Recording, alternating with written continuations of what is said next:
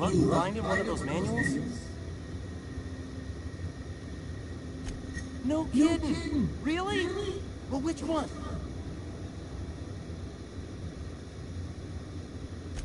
The geothermal plant? Now that is just incredible! You really went exploring down there? Adelaide always told us it was swarming with hostile mechanicals. That's a complete set. All 3 parts.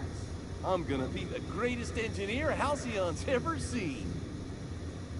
Aside from you, Ms. Parvati, I swear, I'll do you proud. I'm glad we could help, Thomas. I've been saving something for you. Just a little contraption I found. Should fit right into your outfit.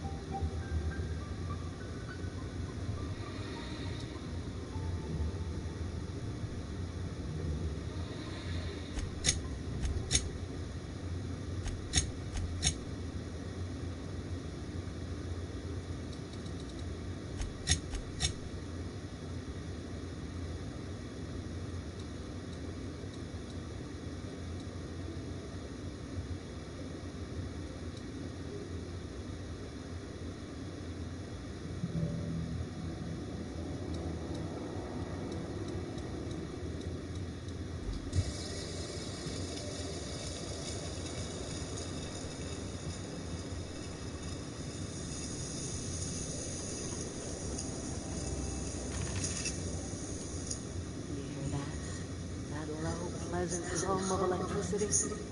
It whispers across the veil like the winds of change. You've done well. I would have paid my last 5 bits to see the look on Reed's face when the last lamp in town burnt out and the cannery fell to silence. My son worked on that cannery. When the plague started coming, he was one of the first to fall sick. We had a store of medicine locked away. But Reed refused to treat him. Said my boy didn't deserve treatment. Said the medicine would have been wasted on him. So I buried my boy in the cemetery, gathered my belongings, and left. That's as much of the story as you need to hear.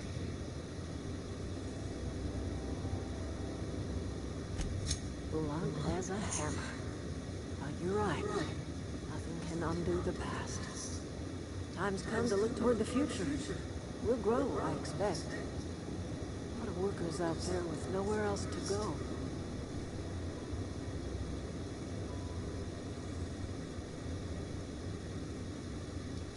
Not as many as you'd think. We're not about to let the whole town join our flock. Just the ones willing to renounce their corporate loyalties and live the way nature intended. I am curious. Why did you help us? You don't know who we are. You don't owe us a thing. The plant's crawling with mechanicals, so it stands to reason you risked your life.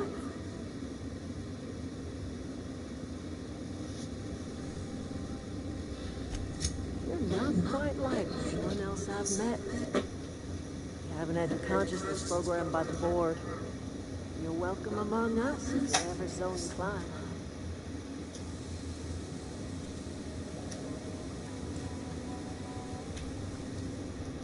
You are welcome here.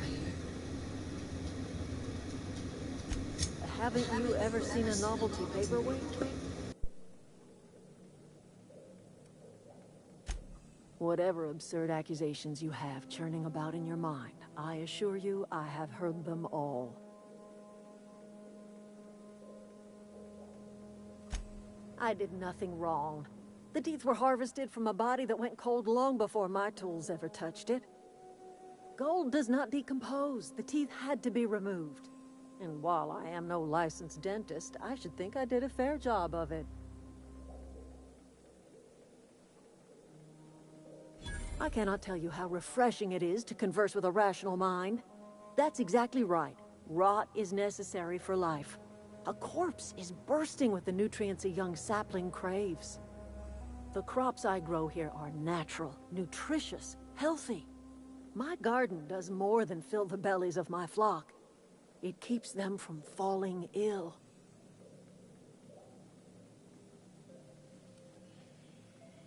Do you see anyone ailing in my camp?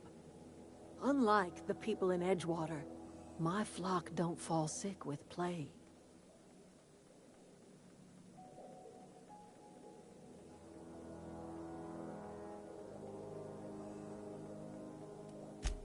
I'd rather they learn to help themselves by leaving that dreadful town behind.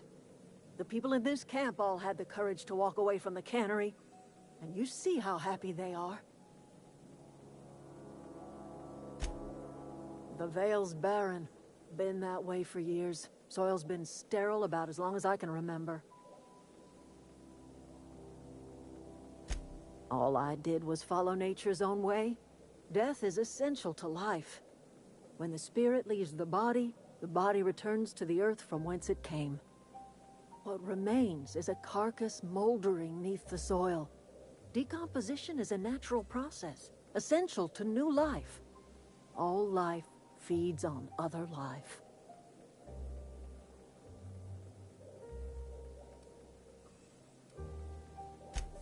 Oh, I don't know.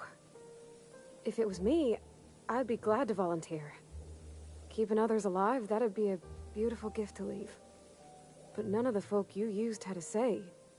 You didn't ask, ma'am. And what about my dad? I talk to his grave every Saturday. Is he even there? Robert is just where you left him, dear. He died too long ago. By now, he's naught but a skeleton.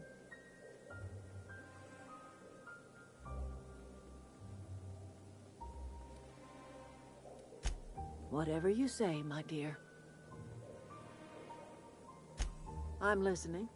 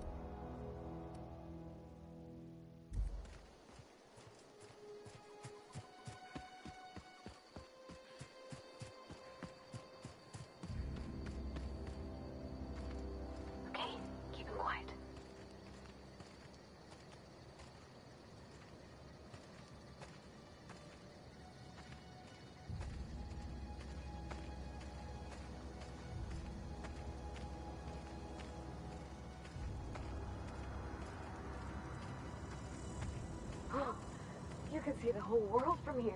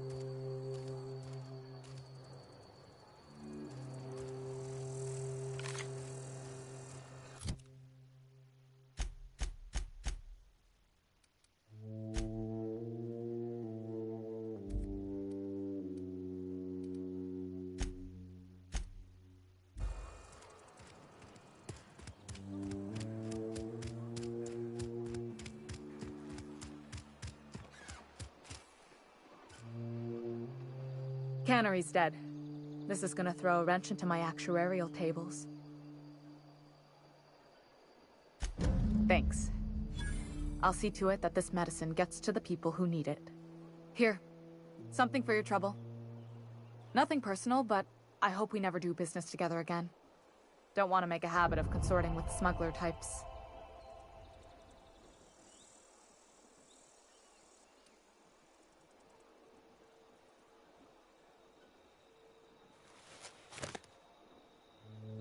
You do have some cheek on you. Lucky for you, I kept a little contingency fee in case you tried to negotiate with me. Somebody deserving. Silas on account of him being out in the cold. Amelia seeing how she's around people all the time. Anybody in the sick room? Oh, I'm an actuary. That means I keep tabs on a worker's living expenses. How much it costs to feed, clothe, shelter, bury, and replace your average human worker. Technically, I'm employed by the Spacer's Choice Department of Human Resources.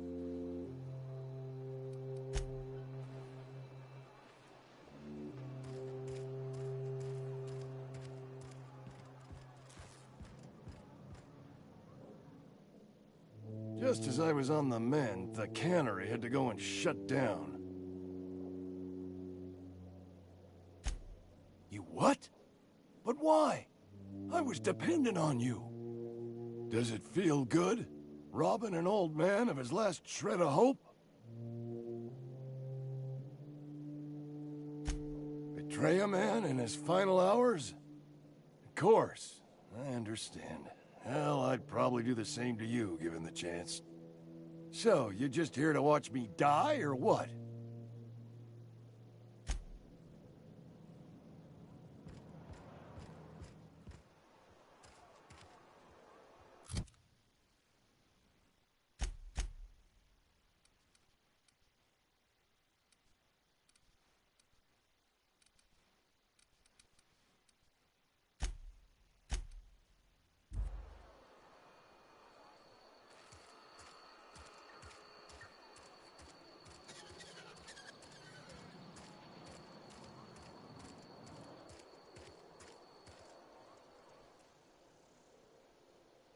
Power's out, but I can't just leave my goods unattended. Don't suppose you'd care to do business? Go right ahead. Other than yourself? Definitely the vicar. Don't get me wrong. He seems a decent man, cut from church cloth, knows his scriptures. But there's something about him that bothers me. Like he's not one of us. Sometimes I suspect he doesn't even want to be here. What, you mean Edgewater? That's a peculiar question. This a test? Am I being tested right now? It's, fine and dandy. Couldn't be happier. Wouldn't want to spend my life working anywhere else. Prettiest little town on Terra 2.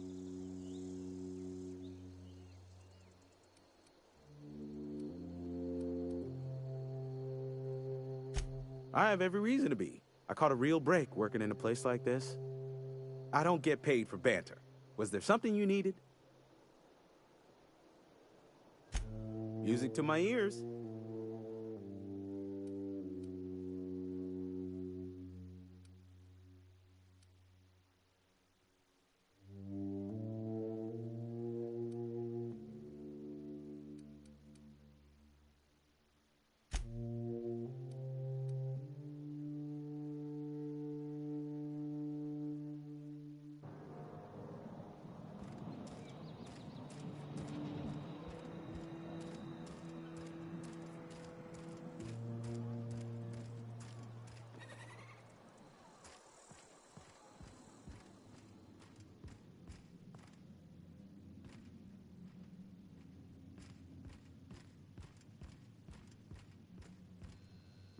I'll meet you on the ship when you're ready to depart from Emerald Vale, Captain.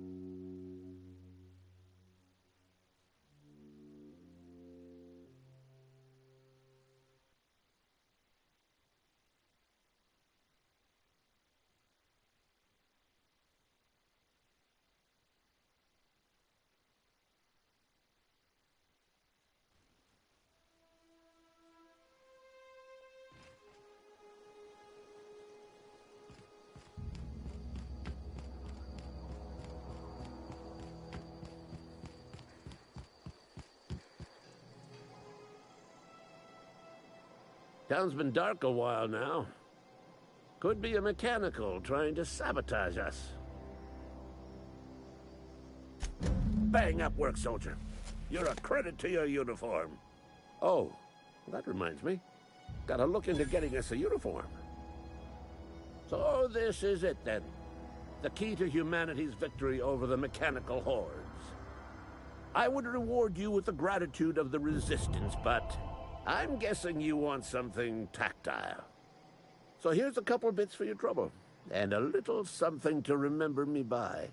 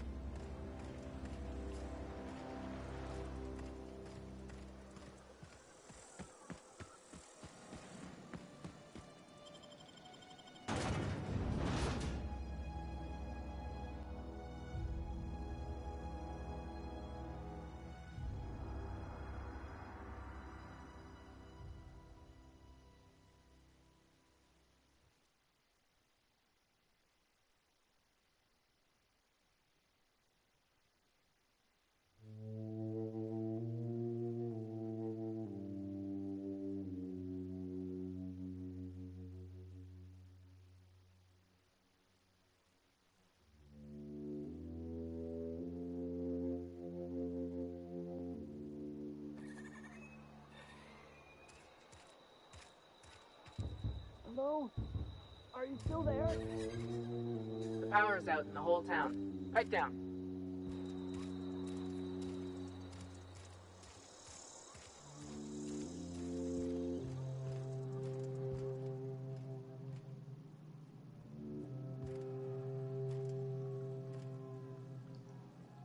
I can't possibly cut anyone's hair in the dark. Oh? Am I in the company of a fellow doctor?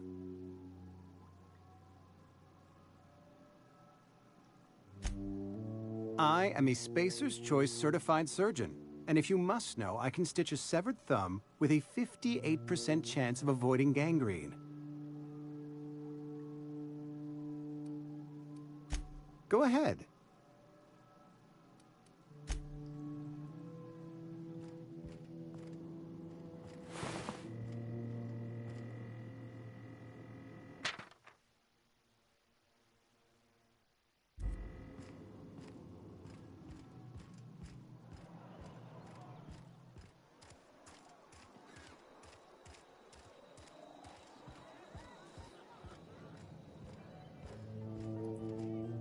Power's gone. Law knows how long. Looking to get drunk? Oh, I almost forgot. I'm contractually obligated to recite company slogans to any visitors. Plague got you feeling woozy? Get yourself boozy with Spacer's Choice. Go ahead.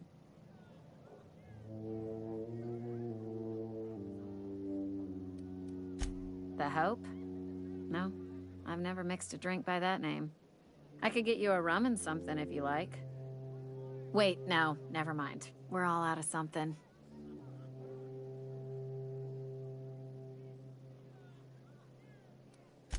Yeah, I got vague recollections of some folklore about a mysterious colony ship. You feeling a bit flushed? Look, why don't you go set yourself down in the corner before you get all tangle-footed?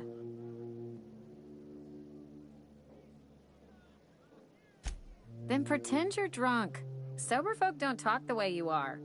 Not unless they're looking for a trip to Tartarus. The Hope's folklore, all right?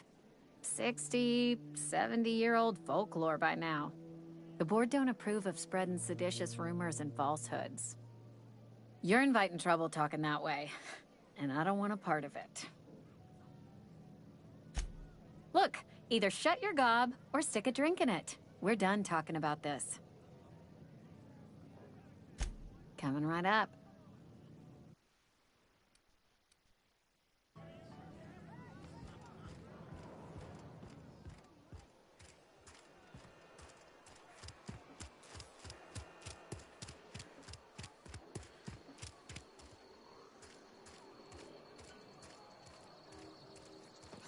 Maybe Adelaide was right to leave. Desertion is a criminal offense, punishable by hard labor. Are we getting paid or not? Any loss of productivity will be deducted from your pay. Move along. You're safer. Is Reed hiding in there? Mr. Thompson is aware of your concerns. Oh, it's you. Reed told me I should be expecting you. He's inside. We pay by the finger. What do you have for me? Gil Antrim.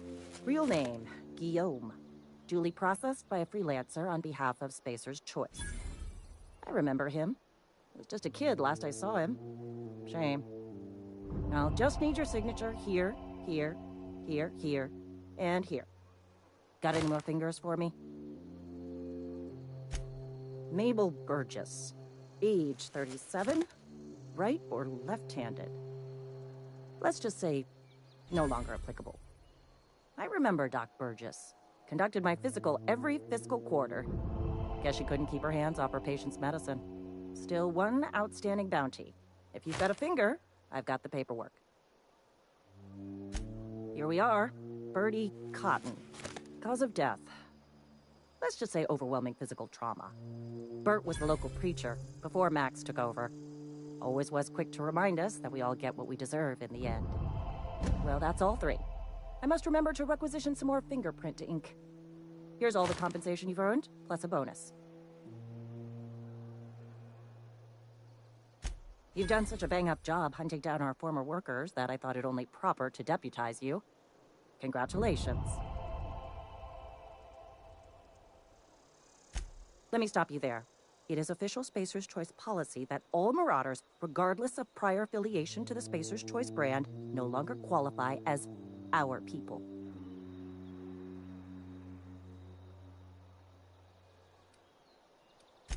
Marauders are folk who lost the will to keep working, wandered out into the wilds and gave into their baser instincts.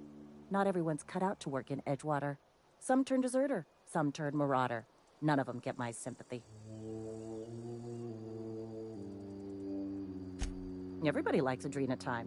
It is the finest medical drug ever developed by Spacer's Choice. Much better than that crap Anti-Cleo pedals.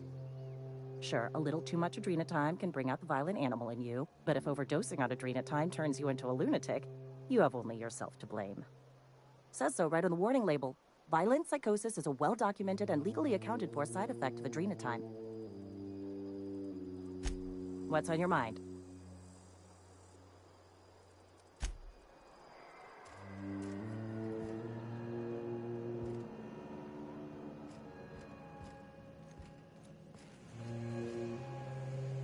You picked a fine time to visit, stranger.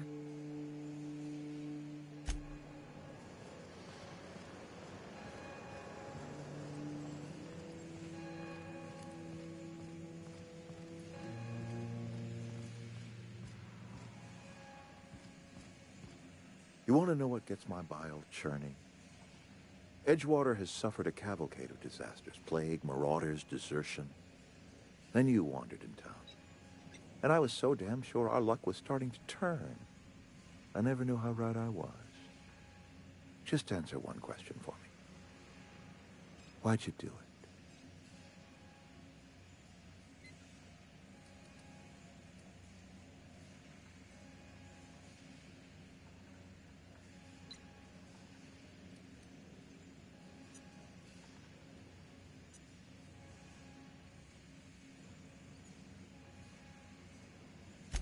Is that right? I'm dying to hear this. Please, educate me.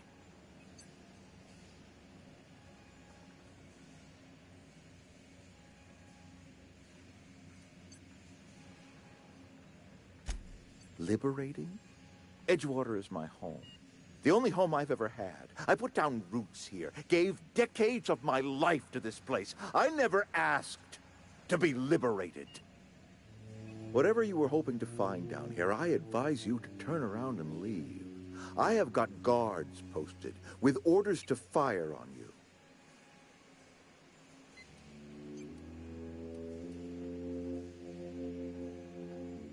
Edgewater's dead. Our cannery's dead. Adelaide's deserters are never coming back. Spacer's Choice will shut us down before long. Some of us will die of illness by then. Some will move on. Some will starve. And as for me, I will tender my resignation, whereupon I shall be processed and then duly imprisoned for gross incompetence. Apologies won't give us our lives back, but for what it's worth, I am sorry too.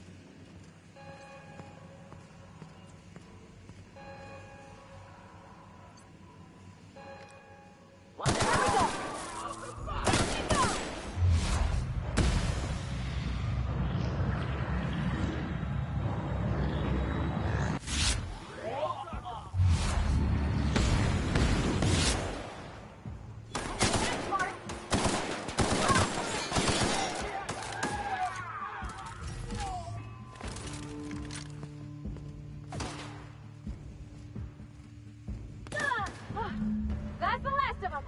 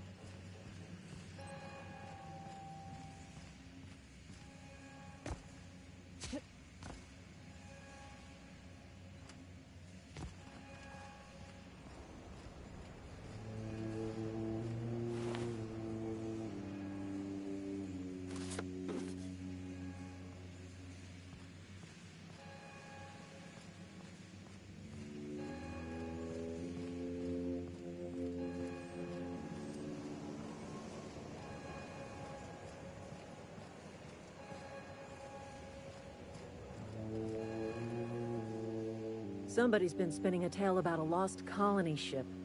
Talk like that'll get you reported real quick.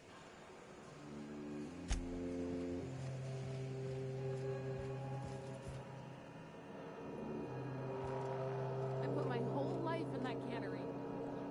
You must be very proud.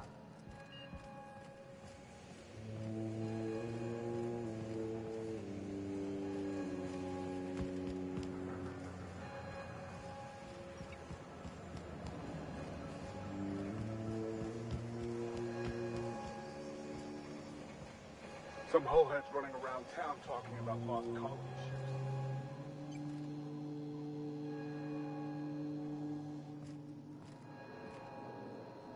I wonder if something happened down at the plant.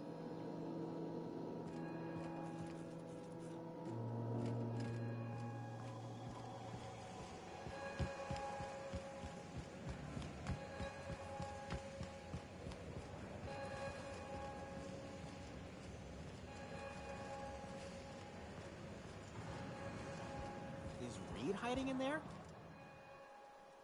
Got my hands full at the moment. Make it quick, please.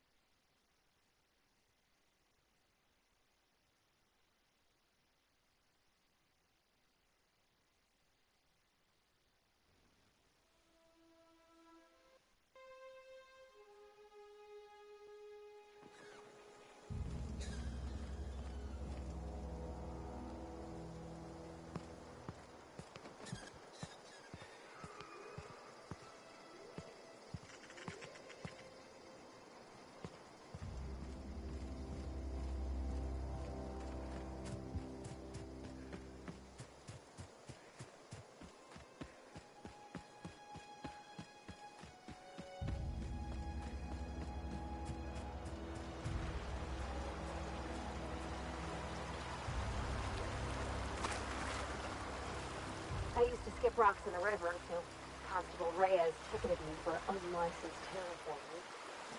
I bet she's jealous. She don't know how to skip rocks her own self.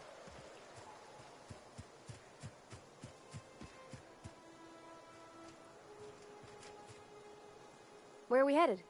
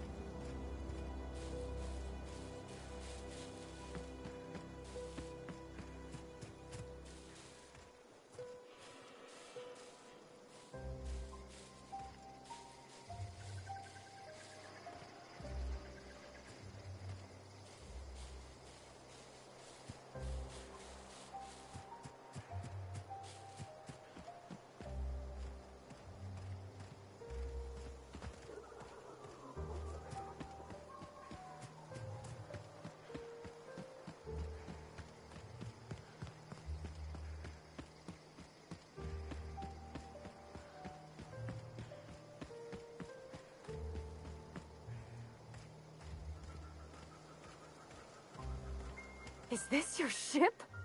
Oh my stars, she is just so handsome. Does she have a name yet? What's her drive model? Oh, gosh. Listen to me babbling.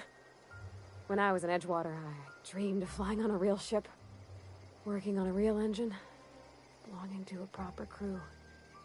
Edgewater won't last another season without power, but that don't change the fact that I'm indentured to Spacer's Choice.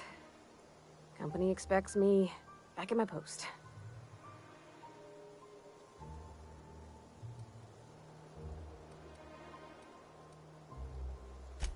I worked on the occasional supply coach in need of repairs. Once I built a little model craft out of spare parts, but Mr. Thompson found out and I had to take it apart. I want to ask you something, and you can say no, but can I come with you?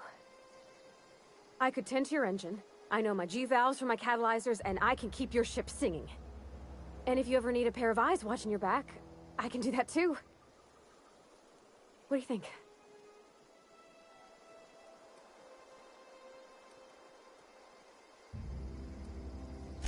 Yeah, I've been thinking about that. I never got along with Mr. Thompson, but I don't think he deserved to die. He tried to do his best.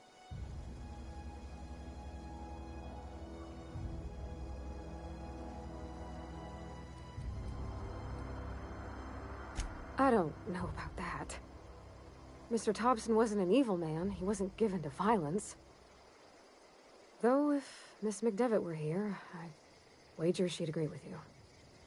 I had my misgivings about Miss McDevitt and the deserters, but you took pity on them and sent power to their garden even though you knew Mr. Thompson would hate you for it. All this time, you've been determined to get your regulator back, get your ship up and running, and cut a path out of this place. And well, I won it.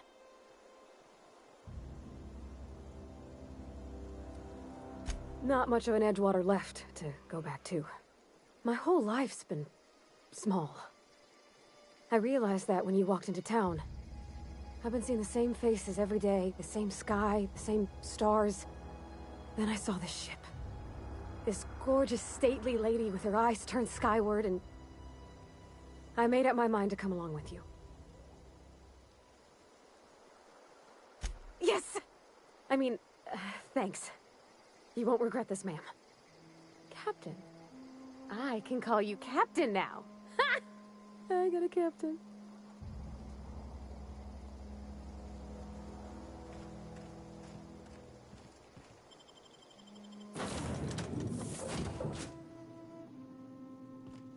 Well, I certainly am looking forward to flying on a ship named the Unreliable.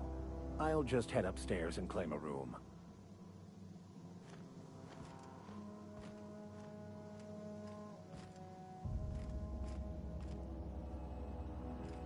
Captain, I have detected that the town of Edgewater is now without power. I appreciate you doing your part to hasten their demise.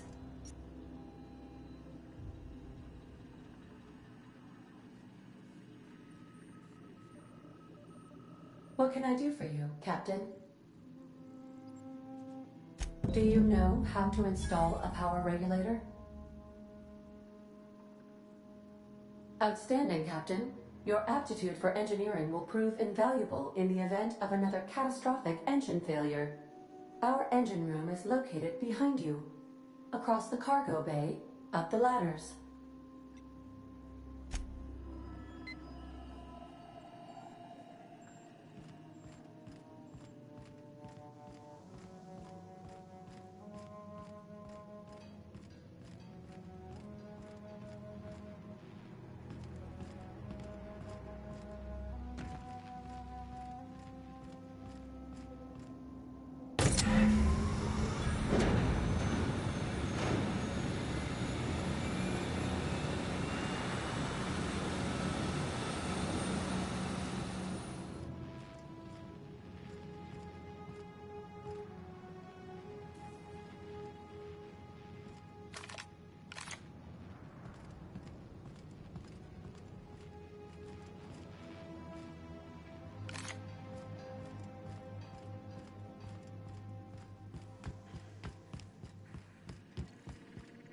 What can I do for you, Captain? All systems are operating within acceptable parameters. I am prepared to bring the Unreliable into low-altitude orbit. This should prove an adequate test of our flight capabilities.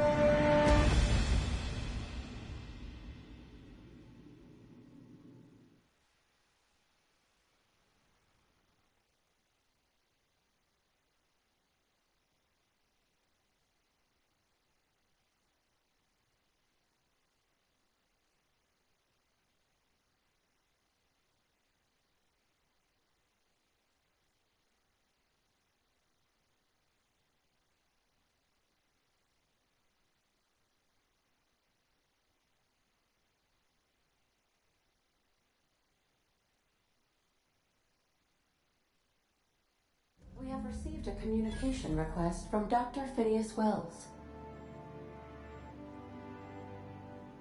Aha, there you are. Hale and hearty, and captain of your own ship.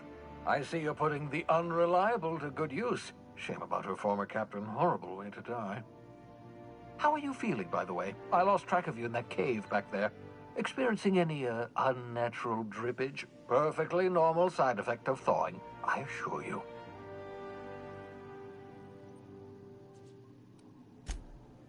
Oh, yes, that's probably permanent. I wouldn't worry about it, though. I'm sure you're fine. What you saw in Emerald Vale is happening all across the colony. Food shortages, lack of supplies, and basic necessities. We're dying. The chairman, the minister, and all their lackeys on the board are to blame. The Hope has some of the brightest minds Earth ever sent us. If we can revive the Hope's colonists, they can help us undo the board's mistakes. They can help us set things right.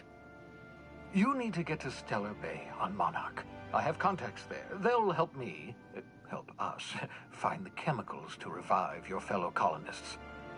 Gladys Culkelly, lovely woman, runs a cozy little black marketing outfit on the Groundbreaker. She can get you a nav key to land on Stellar Bay.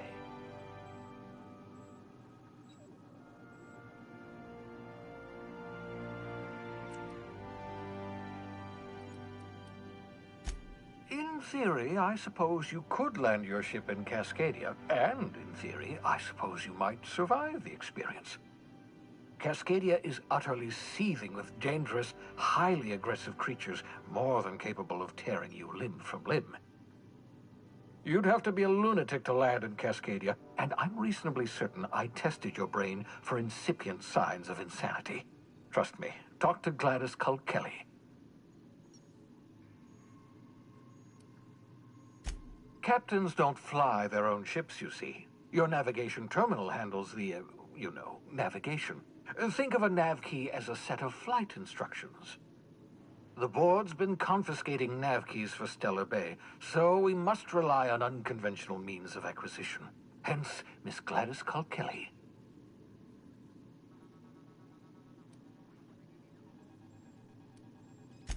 Without a skip drive, good luck. You'll be dead before you make it to the nearest star. Look, I admire your optimism, but the sad truth is you're stuck here. You, me, and the rest of this colony. We're all skating precariously around the edge of oblivion together. None of us are leaving Halcyon alive, so we may as well make it a better place, and we can start by reviving the Hope. Gladys and I have been doing business for years. Her smuggling credentials are unimpeachable. If anyone can get you a key to Monarch, it's her.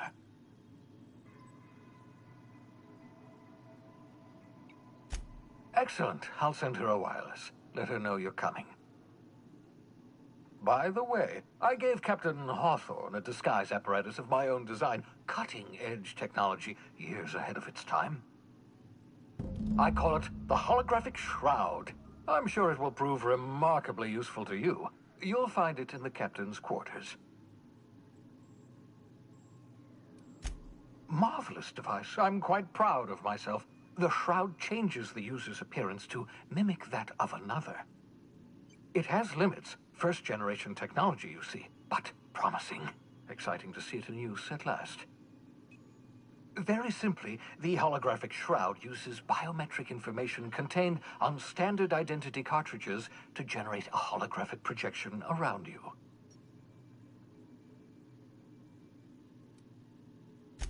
Only stands up to a casual scrutiny. Use it too long, bound to flicker, blur, something like that. Movement makes it more likely. Best used in moderation. When you see guards in your path you can't sneak past, for example. Maintain your distance. Act normal. No running, no jumping. Don't draw their attention. If they pay attention, they're more likely to notice flaws in the hologram.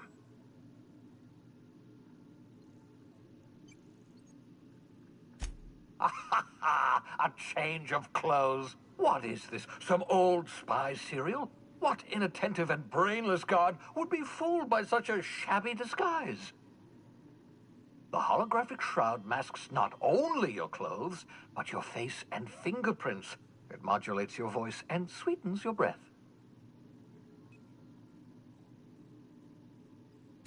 Science, that's how.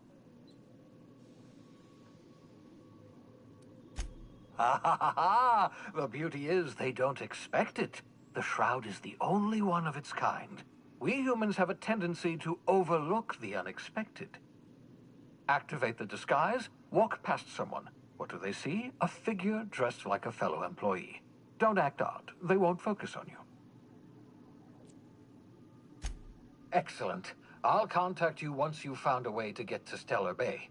If you have any questions, come see me in my lab. And remember, don't trust the board. They'll try to win you over with promises of wealth and power, but it's a lie. The board's only interested in filling their own pockets. If we don't put a stop to them, they're going to run this colony to the ground. Transmission ended. If you are ready to depart, please select a destination on your navigation terminal.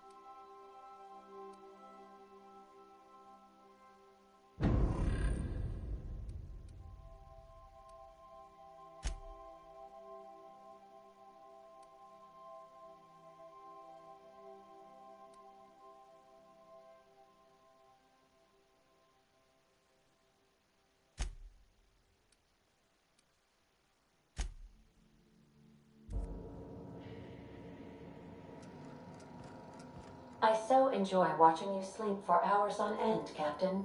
It's quite entertaining the way you drool and whimper.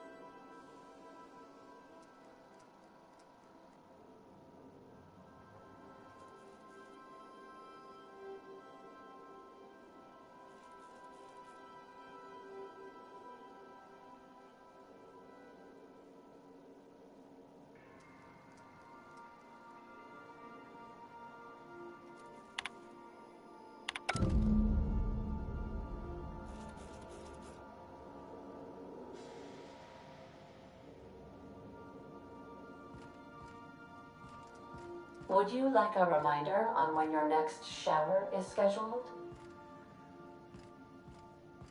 I've shut off the visual feed from my ocular inputs in the captain's quarters, so you're free to disrobe whenever you'd like.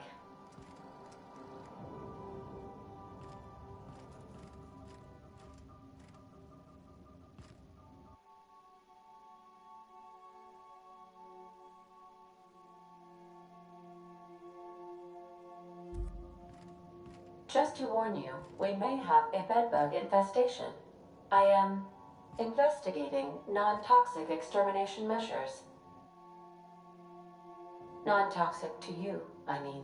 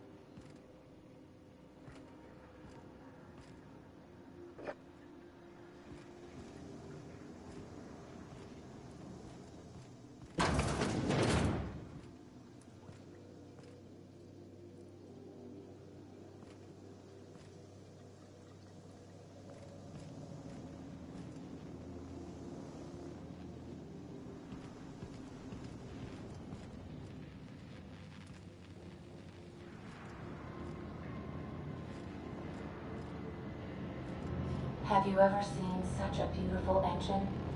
She's a custom specification. Sometimes I wonder about Mr. Hawthorne. What was he like? Why'd he make the computer a talkie? You think he got lonely, flying about on his own?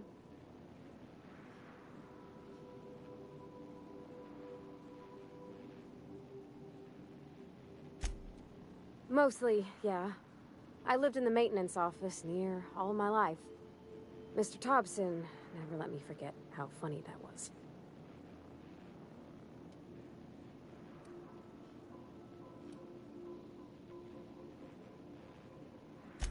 Except for my schooling years, I was always beside him. Or tied to him. He used to carry me about in a sling when I was real little. When I got older, he set me to sorting tools and parts while he worked. Later, he taught me simple fixes like busted crate latches. Not on the regular. Once in a great long while, a Saltuna boat would break down on the pad. He'd always bring me along for those. Mostly, he did the same as me. Kept Bess, I mean, the cannery, running. Turned loaders, plumbing and electricity, some plastering.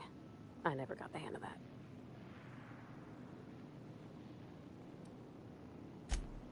I'm not exactly a model employee. Not like you wanted. The kind that stays quiet and gets the right work done in the right order every day. It's not normal for anyone to do as their parents. You take a vocational test. That decides your schooling and your career. When I tested out for maintenance, everyone figured it was on account of my dad. They were real unhappy with us.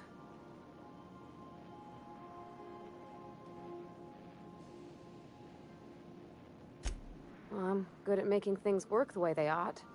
Not so much at doing such to somebody else's schedule. There's times I'm working deep in the guts of a loader, getting it all running perfect. Then I look up to see it's tomorrow, and I've blown another deadline. Anyhow, I was happy to get back home. I didn't care much for schooling.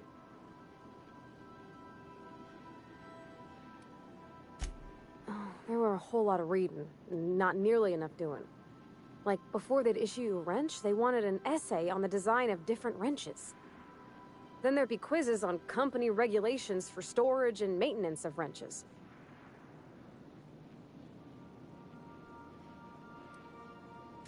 As soon as I got permission, I spent all my time in the machine shop.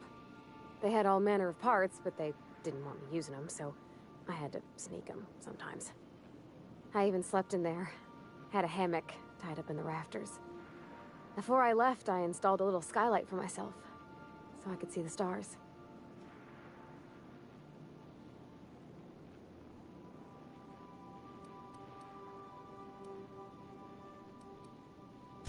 When an engine came in, I'd strip it down and rebuild it.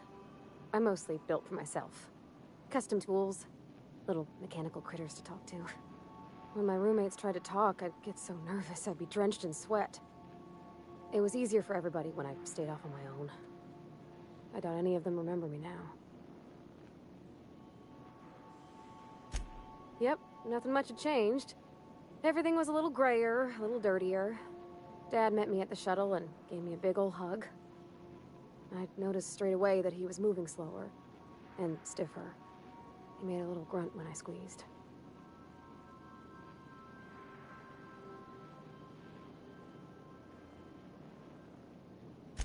About a year. I tried to do more of the work so he could rest. His heart gave him pains. Dad never said that he loved me, you know? I knew on account of him showing it. How he'd stay up late to help with my projects or listen to my fretting. Oh gosh. Look at the time. Sorry to bend your ears so long. And I got so much to do before this ship's in decent shape.